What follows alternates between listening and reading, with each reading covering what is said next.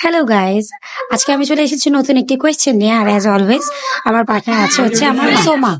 নতুন একটা কোয়েশ্চেন, ওই গতবারেরটা তো তোমরা কেউই পারোনি, আশা করি এবারটা পারবো।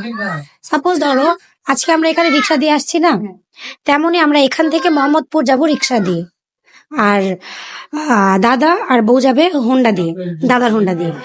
সো আমাদের এখান থেকে যেতে সময় লেগেছে হচ্ছে 150 মিনিট, আর দাদা আর বউর সময় লেগেছে 2.5 ঘন্টা। তাহলে কে আগে যাবে ওখানে?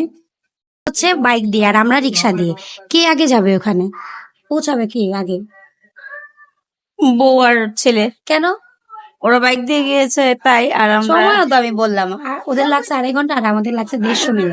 150 মিনিট লাগলে কি, রিক্সায় তো অনেক জ্যাম ট্যাম থাকে, আর বাইক দিয়ে তো অনেক সাইড সুইড দিয়ে যাওয়া যায়।